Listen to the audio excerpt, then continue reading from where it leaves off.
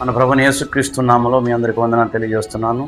ఈరోజు ప్రత్యేకంగా క్రైస్తవ కుటుంబాలలో జరుగుతున్న కొన్ని గందరగోళ పరిస్థితులకు గల కారణం ఏంటో చక్కగా మనం ఆలోచన చేద్దాం. మనమందరం యేసుక్రీస్తుని చక్కగా నమ్మాం, బాప్తిసాలు పొందాం, మందిరాలకు వెళుతున్నాం, వస్తున్నాం.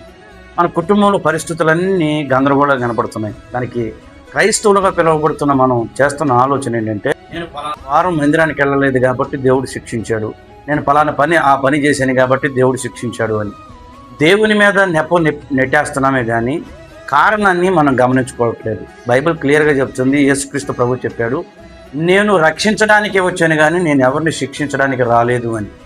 అయితే మన కుటుంబ పరిస్థితులకి గల కారణం ఏంటంటే, మనం జాగ్రత్తగా ఆలోచన చేసి దేవుని జ్ఞానాన్ని సంపాదించుకునే ప్రయత్నం చేయాలి. బైబిల్ చెప్తుంది, మనం యేసుక్రీస్తుతో సహవాసం లేకపోవడం వలన, సరిగా దేవునితో సమయాన్ని గడపకపోవడం వలన ఏ పరిస్థితి వచ్చినా మన సొంత నిర్ణయాలు, మన సొంత ఆలోచనలు తీసుకుని వాటి ప్రకారం చేస్తున్నాం. దాన్ని బట్టే ఆ రిజల్ట్ మనకు వస్తుంది కానీ దేవుడు మనల్ని శిక్షించట్లేదు. దేవుడు ఏ పార్టీకి మనకు కృప చూపిస్తూ, పొరపాటు జరిగింది, మనం ఆయన దగ్గరకు వచ్చి క్షమించయ్యా, అవకాశాన్ని ఇయ్యా అని మనం అడిగితే కృప చూపించి మనకు మరో అవకాశాన్ని ఇస్తున్నాడు తప్ప ఆయన మనలను ఎక్కడ శిక్షించట్లేదు. కాబట్టి గుర్తుపెట్టుకోండి, మన జీవితాల్లో జరిగే పరిస్థితులకు మనం తీసుకున్న నిర్ణయాలే కారణం. కాబట్టి యేసయ్యతో సహవాసం చేసి సరి అయిన నిర్ణయాన్ని తీసుకోండి.